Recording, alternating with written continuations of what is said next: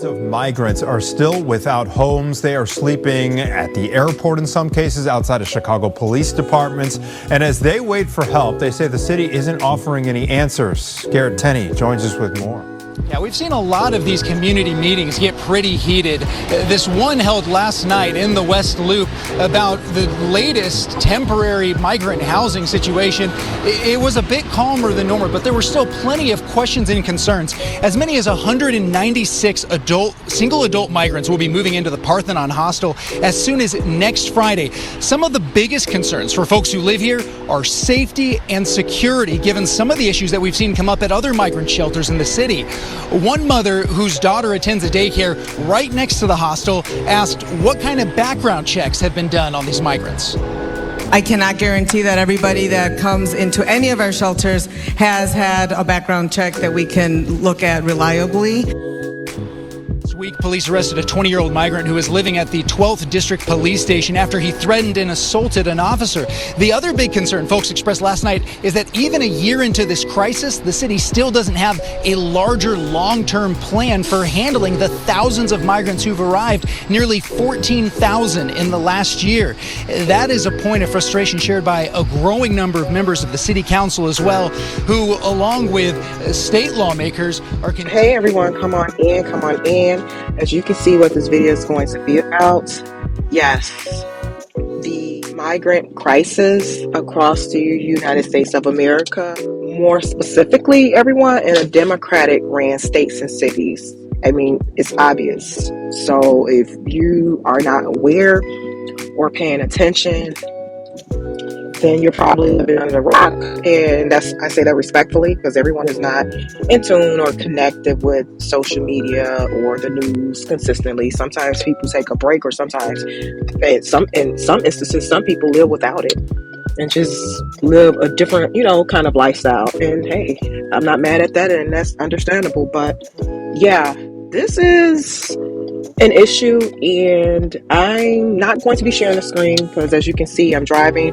Excuse the cabin noise, everyone. So, and I'm going to make this really quickly. So, like this video, hit the like while you're here, like it, share it, and subscribe for those who are digitally passing by. Let's get the discussion going in the comment section, and more importantly, listen to this video from beginning to end. So, I'm going to do my best to be as objective as possible, as well as, respectful in a sense, because this is not the doing of the migrants. American citizens put the politicians in place who made this decision. So to speak,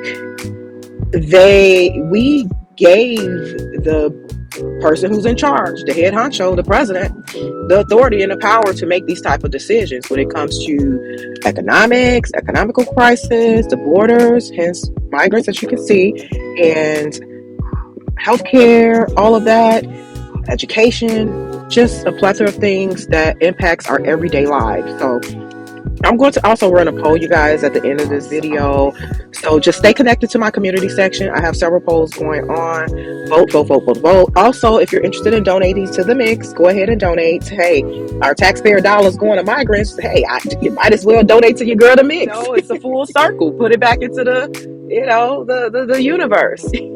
So but nevertheless, and I'm just being facetious, you guys, but yes, I'm definitely serious about donating. So my donation information is in the description section of this post. And really quickly too, you guys, off topic, matter of fact, I will be going live sometime this upcoming week about the R. Kelly short video, YouTube muted, hence unlisted. And I was going over the email they sent me. It was very interesting, and I wanted to dive more deeper into that and kind of pick you guys' brain to see what do you all think this is about from a hypothetical perspective or overall in general. Because I have my own little, theory or whatever, but I'm just like, wow, I digress. So yeah, back to the migrant crisis here. And this is an epidemic at this point. But my biggest concern, and as you heard that news clip, safety, healthcare wise, I mean, I'm just kind of confused. People were fired from their jobs or got let go because they refused to take the jab. So you have migrants coming from another country or multiple countries, no fault of their own, because the borders are wide open. Everybody but Trump. Remember that? Everybody but Trump. I wonder, is everybody still screaming at everybody but Trump? But hey, that's what American politics, this is what American politics birthed right here. Just a plethora of things when it comes to the state of affairs we're in right now. So anyway, so like I said, health-wise, safety, all of that. At one point, everybody was pretty much almost forced to take the JAB. These migrants are not. No background checks, no nothing. That's not fair. It really isn't. It's not fair at all. I don't care what you say, how you spin it, and it's not their fault, but it's not fair. So my question to you all, how do you feel about this? How do you feel about your tax dollars being spent the way it's being spent? How do you feel about the migrants being prioritized, especially in these major cities, Democratic ran cities?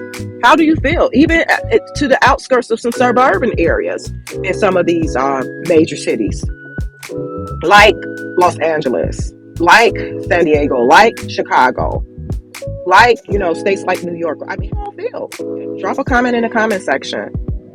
How will you all be voting this upcoming election season? Do you have regrets about who you voted for? This is ridiculous. And I've seen it for myself. Commute to the city for whatever reason. I couldn't believe it. It just looks like, to be honest, you guys, and I wanted to snap some pictures, but I was in the middle of some things and I just, driving. I wasn't trying to do all of that because I was in and out.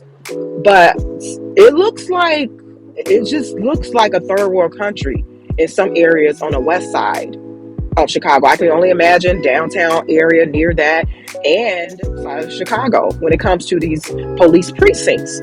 Because I drove past one in the city of Chicago on the west side and it was ridiculous on the outside. Yes, migrants living on the outside. I've seen it with my own eyes. But this is where your taxpayer dollars are going. And to my understanding, and don't quote me on this, but because I don't have any articles or anything to share right now, to my understanding, your government, our government, is giving them, I guess, stipends or money. What, $1,200? What? I don't know how often, $1,200 or whatever, and are forcing a lot of companies. Again, don't quote me on this. I believe it's alleged that they are forcing a lot of companies to hire some migrants for work.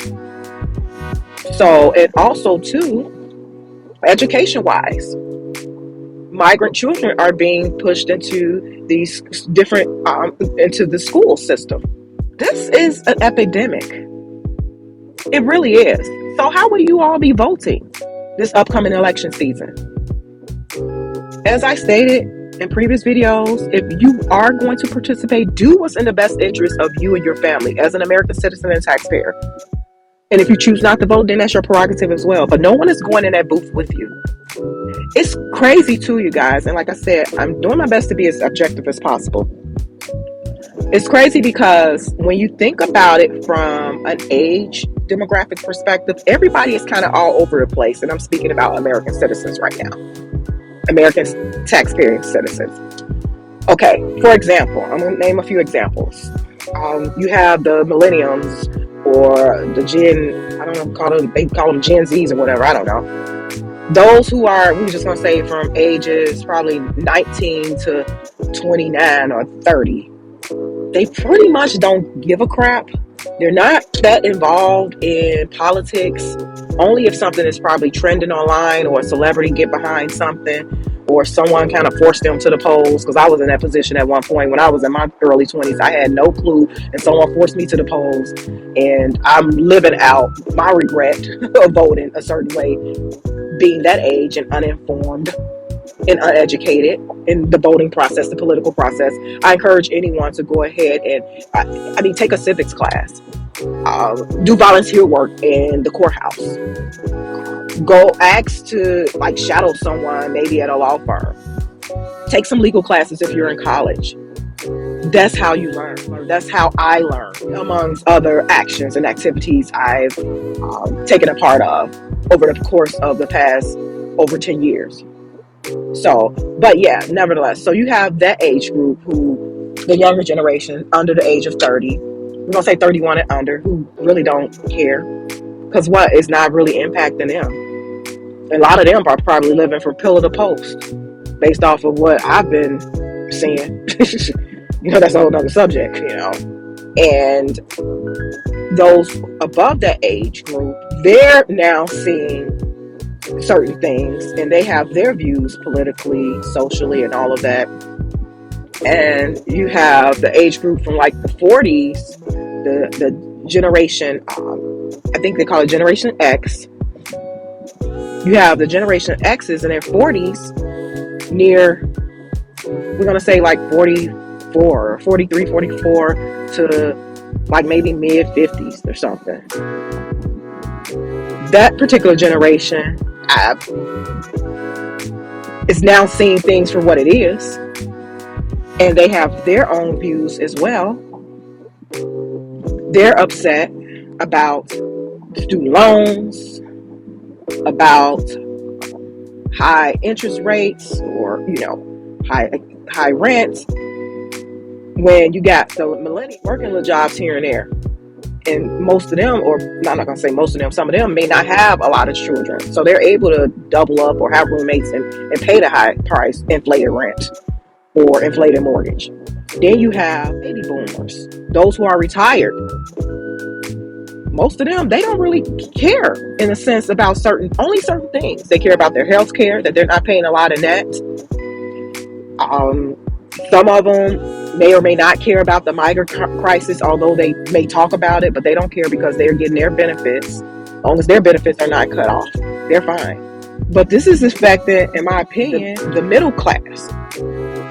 So I had someone told me a while ago on multiple occasions that when people, oh my gosh, people, the way they drive out here now, they just drive. I don't know what the heck it is. But nevertheless, someone told me, though, some people don't care about certain situations until it hits their doorsteps. And that's sad.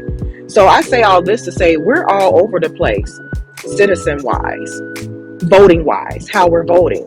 If we all can get on code and do what's in the best interest for American citizens and remind the politicians who voted them in office, then, in my opinion, that's when things may start to shift. Think about it from a age demographic perspective. American citizens, American taxpaying citizens, we're all over the place. We're all over the place. The country, so to speak, is somewhat divided. But as soon as it hit your doorstep, certain issues, then you're up in arms. How about collectively we get on code and remind the politicians who voted for them? Because these politicians are getting your vote and you're not getting anything back. Like I've shared with you guys before, when it came to the last presidential election, I voted in the primaries, yes. I voted in the general election, but I skipped the presidency. I skipped that part. And the lady asked me, like, hey, you skipped? Yeah, I know I skipped that. Send it on through. Everything else could get accounted for. But yeah, this is really insane. It's really cringy, so to speak, because the system is supposed to work for the voters, not the opposite way around, the system working against the voters. That's not how it's supposed to be, you guys. It's not. This migrant crisis needs to be paused, needs to be halted. And to my understanding, Jim Crow Joe, the head chief in charge, officer of the land, he's abandoned most of the Democratic ran states. Yeah. So as you can see, when you look at states like Illinois and New York and California, they're begging for resources. They are literally begging for resources. Yes. To house the migrants. And they're literally being ignored because I believe the funds come from Congress. So I don't know if Jim Crow Joe could just write a check, continue to write checks, according to his executive order. I don't know if he could continue to do that. And if he can, I don't know if he wants to continue to do that. Because you can't tell me even he don't know that this is a huge issue. So, but yeah, I just wanted to hop on here. We'll be doing more of a deeper dive on this topic from New York to Illinois and to California on this crisis, because it is indeed. And it's not the migrants' fault. It's the politicians' fault. Those voted into office, either your local officials who represent your state, who represent your community, your area, who flies out to Congress, who goes to Springfield. Yeah, this is who you voted for. These are the results. You say you keep doing the same thing over and over again. It's insanity. I mean, if that's the route you want to continue to take, then I guess so, fine. Be it. But like this video, share this video. Thank you all for tuning in. Head on over to the community section and vote, vote, vote, vote, vote. I will be doing more of a deeper dive on, not today or anything, but in the future, I will be doing a more deeper dive on this topic and sharing some screens with you guys, because I have to do some digging and some research in order to bring this type of content to you with more details and, more facts. Talk to you guys soon. Bye.